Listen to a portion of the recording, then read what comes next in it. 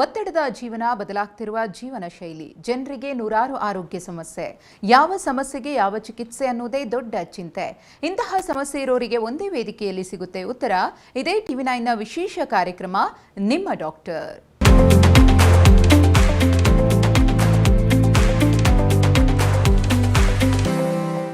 ಇವತ್ತಿನ ನಿಮ್ಮ ಡಾಕ್ಟರ್ ಕಾರ್ಯಕ್ರಮದಲ್ಲಿ ಜೀರ್ಣಾಂಗ ವ್ಯೂಹದ ಕ್ಯಾನ್ಸರ್ ಬಗ್ಗೆ ಮಾಹಿತಿಯನ್ನು ತಿಳಿತಾ ಹೋಗೋಣ. ಇತ್ತೀಚಿನ ದಿನಗಳಲ್ಲಿ ಈ ಕ್ಯಾನ್ಸರ್ ಸಮಸ್ಯೆ ಯಾವ ರೀತಿಯಾಗಿ ಹೆಚ್ಚಾಗಿ ಬಾಧಿಸ್ತಾ ಇದೆ ಅನ್ನೋದನ್ನು ಗಮನಿಸ್ತಾ ಇದ್ದೀವಿ. ಸಾಕಷ್ಟು ಮಂದಿ ಕ್ಯಾನ್ಸರ್ನಿಂದ ಬಳಲ್ತಾ ಇದ್ದಾರೆ. ಅದರಲ್ಲಿ ಗುಣಮುಖರಾಗುವವರ ಸಂಖ್ಯೆ ತೀರಾ ಕಮ್ಮಿ ಇದೆ.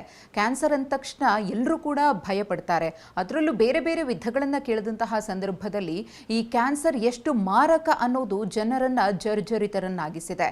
ಅದರಲ್ಲೂ ಈ GI ಕ್ಯಾನ್ಸರ್ ಅಂದ್ರೆ ಏನು, ಇದರಲ್ಲಿ ಯಾವೆಲ್ಲ ಟೈಪ್ಸ್ ಇದೆ, ಇದಕ್ಕಿರುವಂತಹ ಚಿಕಿತ್ಸೆ ಏನು, ಈ ಕ್ಯಾನ್ಸರ್ ಅನ್ನು ಯಾವ ರೀತಿಯಾಗಿ ಪತ್ತೆ ಹಚ್ಚಲಾಗುತ್ತೆ, ಶಾಶ್ವತವಾಗಿ ಈ ಕ್ಯಾನ್ಸರ್ನಿಂದ ಮುಕ್ತಿಯನ್ನ ಪಡೆದು ಒಬ್ಬ ವ್ಯಕ್ತಿ ಸಹಜ ಜೀವನವನ್ನ ನಡೆಸಬಹುದಾ ಅನ್ನೋದ್ರ ಬಗ್ಗೆ ಮಾಹಿತಿಯನ್ನು ತಿಳಿಸಿಕೊಡೋದಕ್ಕೆ ನಮ್ಮ ಜೊತೆಗಿದ್ದಾರೆ ಆಸ್ಟರ್ CMI ಆಸ್ಪತ್ರೆಯ ಡಾಕ್ಟರ್ ನರೇಶ್ ಭಟ್ ಅವರು. ಬನ್ನಿ ಅವರನ್ನ ಕಾರ್ಯಕ್ರಮಕ್ಕೆ ಸ್ವಾಗತ ಮಾಡೋಣ.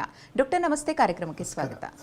ಡಾಕ್ಟರ್, ಈಗಾಗಲೇ ಹೇಳ್ದಂಗೆ ಕ್ಯಾನ್ಸರ್ ಅನ್ನೋದು ಎಷ್ಟು ದೊಡ್ಡ ಮಾರಕ ಕಾಯಿಲೆ ಅನ್ನೋದು ಎಲ್ರಿಗೂ ಕೂಡ ಗೊತ್ತು.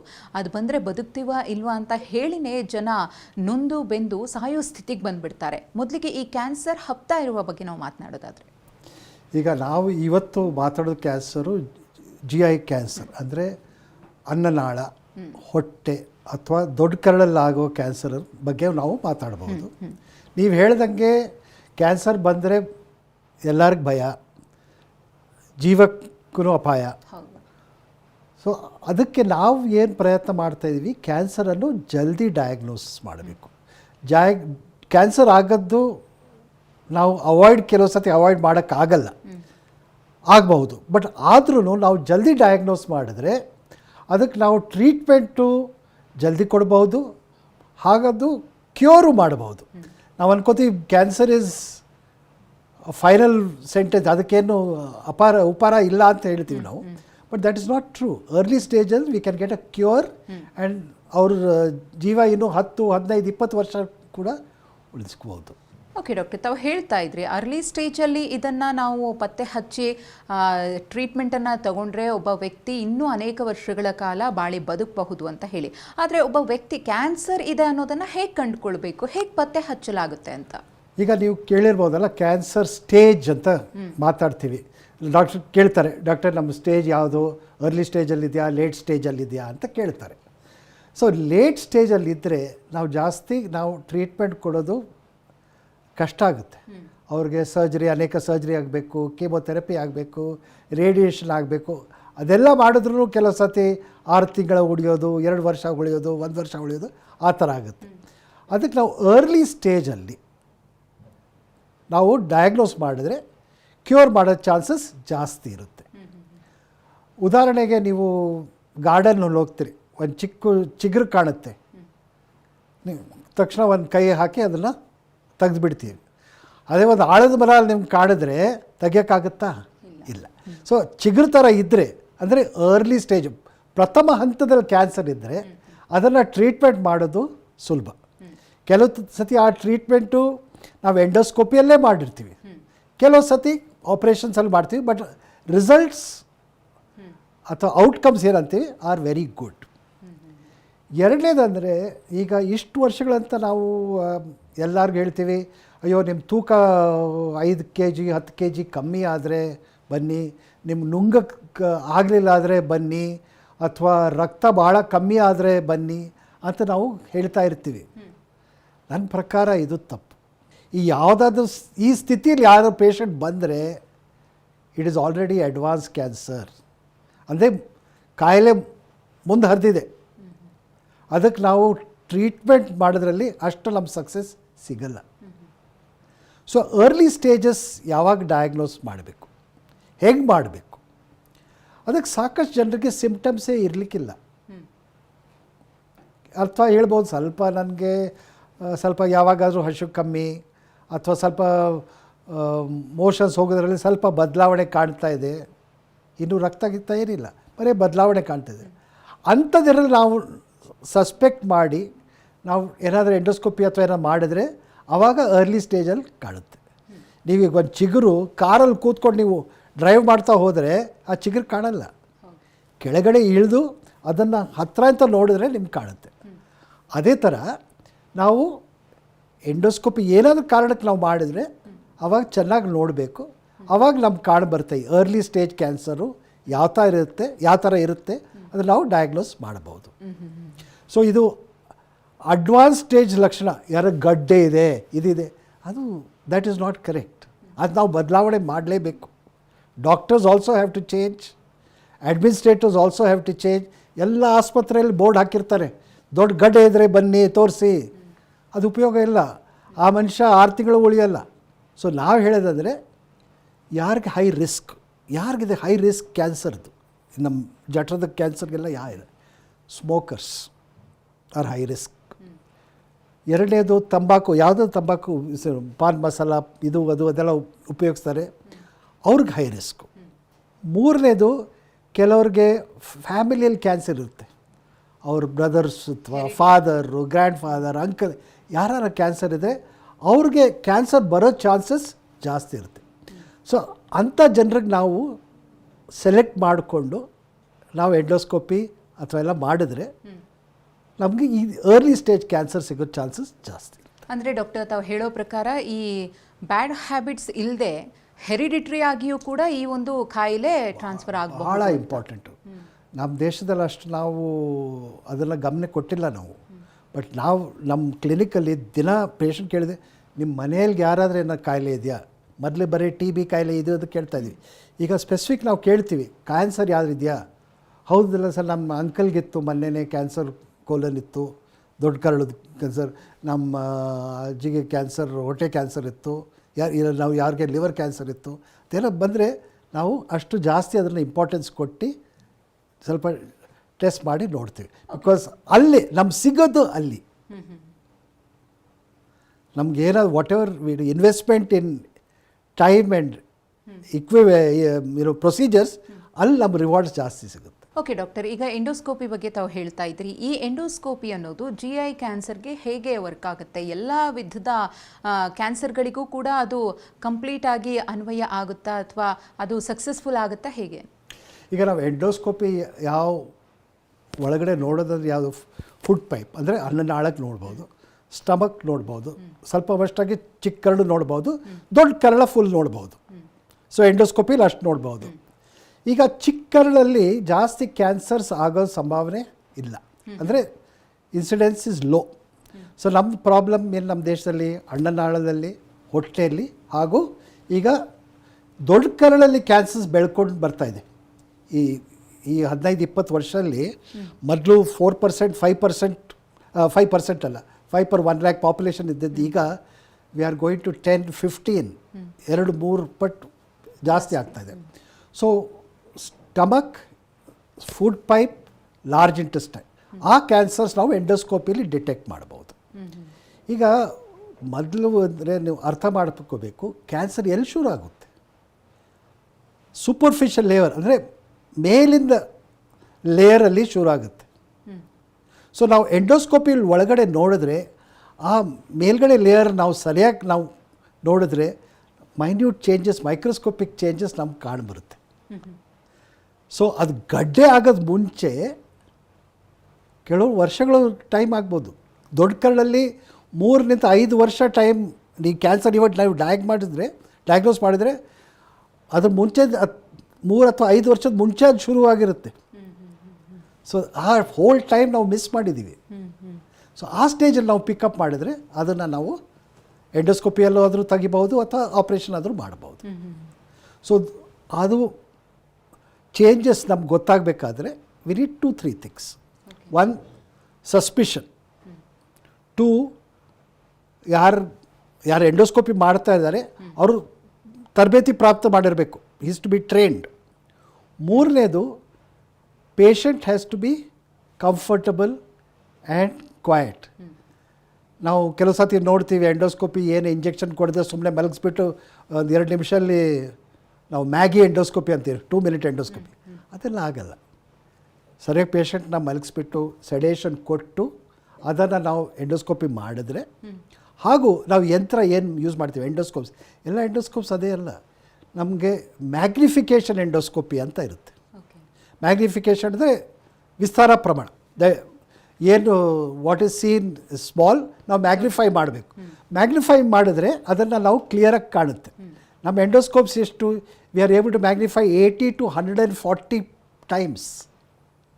ಅಂದರೆ ಇಷ್ಟು ನೀವು ಕ್ಯಾನ್ಸರ್ ಒಂದು ಸಣ್ಣ ಸ್ವಲ್ಪ ಕೆಂಪು ಬಣ್ಣದ ಸ್ವಲ್ಪ ಡಾಟ್ ಥರ ಇರುತ್ತೆ, ನಾವು ಅದನ್ನು ಮ್ಯಾಗ್ನಿಫೈ ಮಾಡಿ ಅದನ್ನು ನಾವು ನೋಡಿದ್ರೆ we may pick up cancer. So knowledge, time, equipment, everything is important. ಅಂದರೆ ಟ್ರೈನಿಂಗ್ ಅನ್ನೋದು ತುಂಬ ಇಂಪಾರ್ಟೆಂಟು, ಭಾಳ important. Training is very important.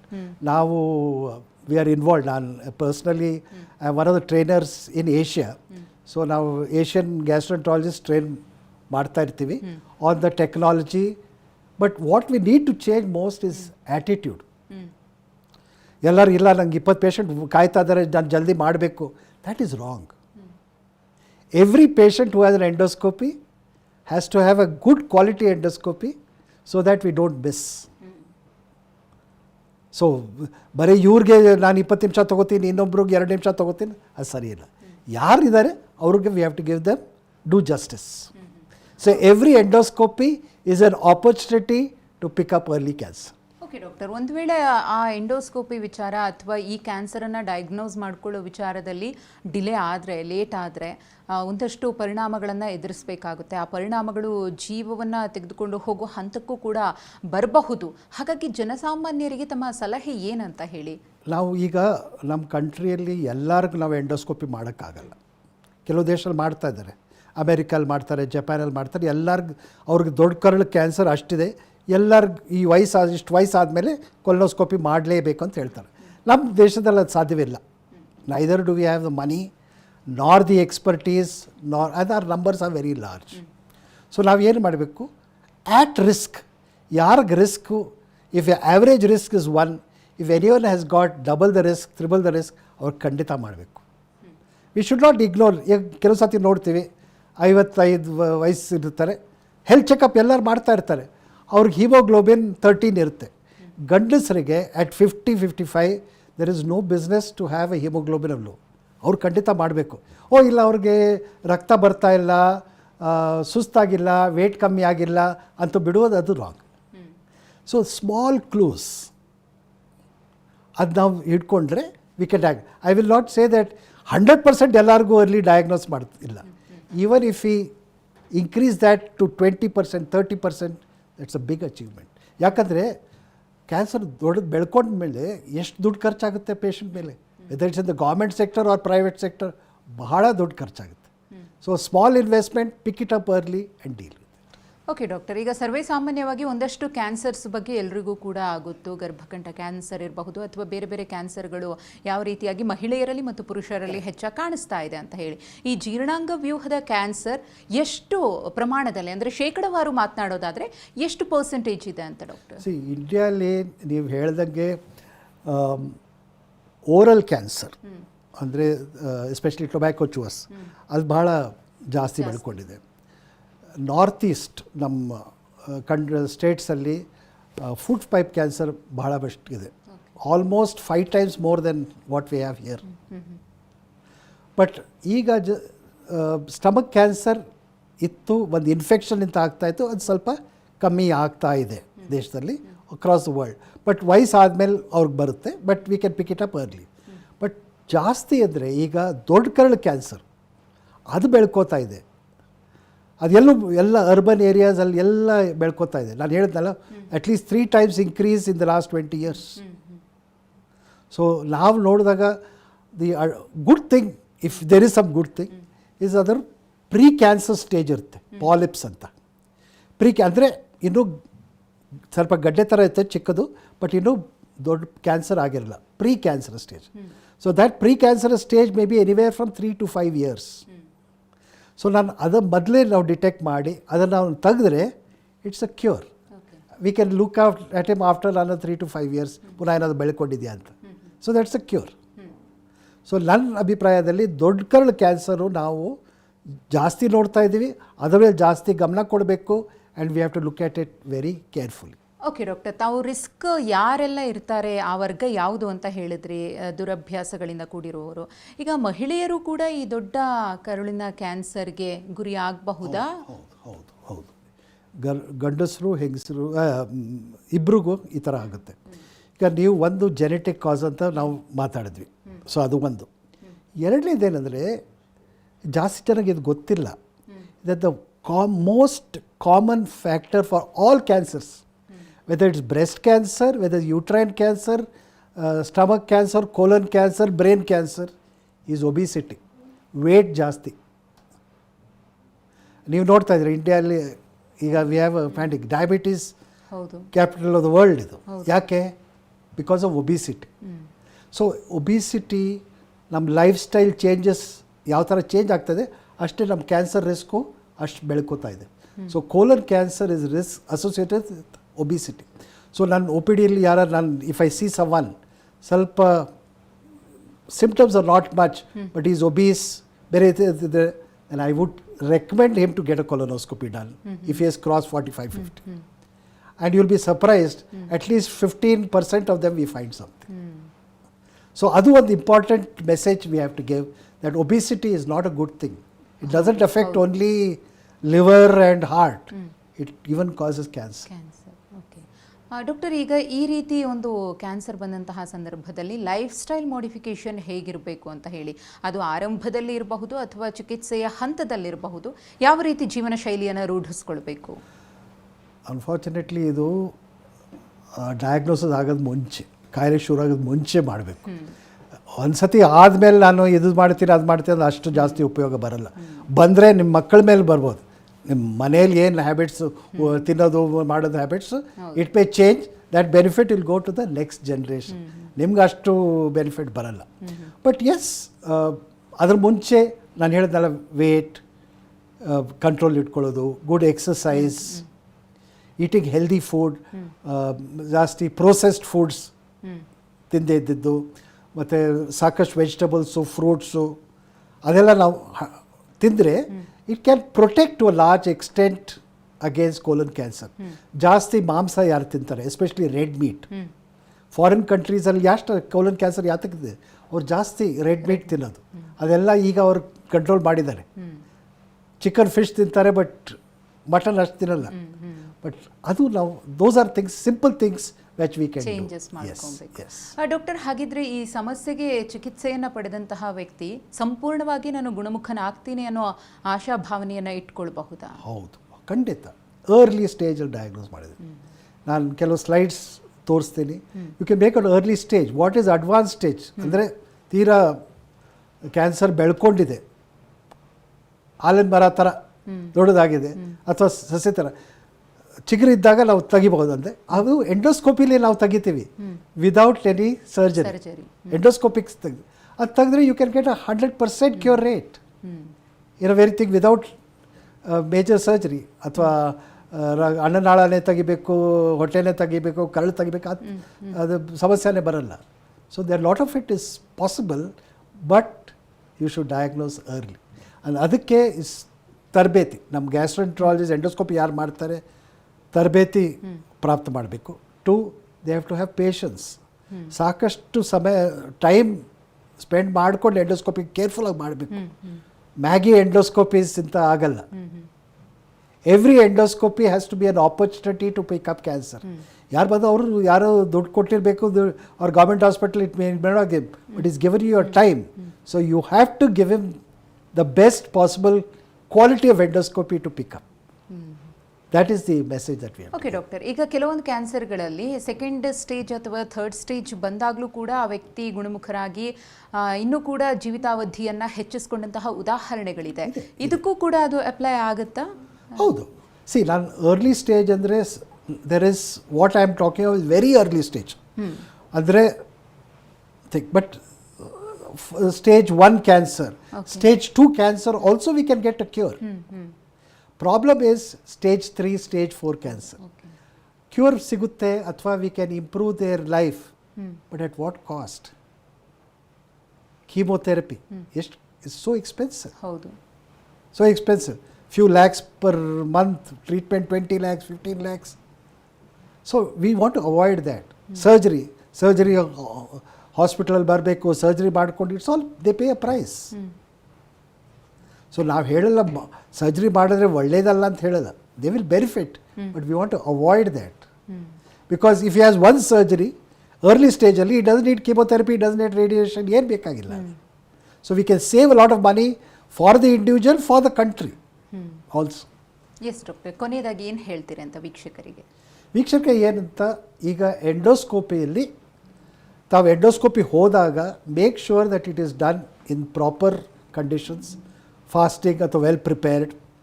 2 sedation, ಅಂದರೆ ಸ್ವಲ್ಪ ಇಂಜೆಕ್ಷನ್ ಕೊಟ್ಟು ಗುಡ್ ಕ್ವಾಲಿಟಿ ಎಂಡೋಸ್ಕೋಪಿ ಮಾಡಬೇಕು. ಯಾರು ಎಂಡೋಸ್ಕೋಪಿ ಮಾಡ್ತಾ ಇದ್ದಾರೆ, he should have been trained and have equipment to pick up. ನಾವು ನೋಡ್ತೀವಿ ಕೆಲವು ಹಾಸ್ಪಿಟ್ಲಲ್ಲಿ ಎಕ್ವಿಪ್ಮೆಂಟ್ ಇದೆ, but they are not trained. Equipment ಇದ್ರೂ ಸರಿಯಾಗಿ ನಿರ್ವಹಿಸಲ್ಲ. ಈಗ ಒಳ್ಳೆ ಕ್ಯಾಮರಾ, ಒಳ್ಳೆ ಕಾಸ್ಟ್ಲಿ ಕ್ಯಾಮ್ರಾ, ಟೆಲಿಲೆನ್ಸ್ ತೊಗೊಂಡು ನೀವು ಕ್ಲಿಕ್ 3 ಥರ ಫೋಟೋಗ್ರಾಫ್ ತುಂಬ ಟಕ್ ಟಕ್ ಟಕ್ ಟಕ್ ಅಂತ ತೊಗೊಂಡ್ರೆ ಏನು ಉಪಯೋಗ ಇಲ್ಲ. ಅಷ್ಟು ಎಕ್ವಿಪ್ಮೆಂಟ್ ಇದ್ದರೆ ಉಪಯೋಗಿಸ್ಬೇಕು. So that is important. So doctor ಹತ್ರ ಕೇಳಬೇಕು, ನಂದು ಏನಾದರೂ ರಿಸ್ಕ್ ಇದೆಯಾ, do I have risk for cancer ಇದ್ದರೆ how can I pick it up early, ಅದು ಕೇಳಿದರೆ then you will get better quality endoscopies in the future. Okay doctor, ಇದುವರೆಗೂ ಕಾರ್ಯಕ್ರಮದಲ್ಲಿ ಭಾಗಿಯಾಗಿ ಕ್ಯಾನ್ಸರ್ ಬಗ್ಗೆ, ಅದರಲ್ಲೂ GI ಕ್ಯಾನ್ಸರ್ ಬಗ್ಗೆ ಸಾಕಷ್ಟು ಮಾಹಿತಿಯನ್ನು ತಿಳಿಸ್ಕೊಟ್ರಿ. ಧನ್ಯವಾದ ತಮಗೆ. Thank you. ನಮಸ್ಕಾರ. ವೀಕ್ಷಕರೇ, ವೈದ್ಯರ ನೇರ ಭೇಟಿಗಾಗಿ ಈ ಅಡ್ರೆಸ್ಸನ್ನು ನೋಟ್ ಮಾಡಿಕೊಳ್ಳಿ. ಆಸ್ಟರ್ CMI ಆಸ್ಪತ್ರೆ, ಹೆಬ್ಬಾಳ, ಬೆಂಗಳೂರು. ದೂರವಾಣಿ ಸಂಖ್ಯೆ 0800 4342 0100. ಇದು ಇವತ್ತಿನ ನಿಮ್ಮ ಡಾಕ್ಟರ್ ವಿಶೇಷ ಕಾರ್ಯಕ್ರಮ. ನಿರಂತರ ಸುದ್ದಿಗಾಗಿ ನೋಡ್ತಾ ಇರಿ TV9.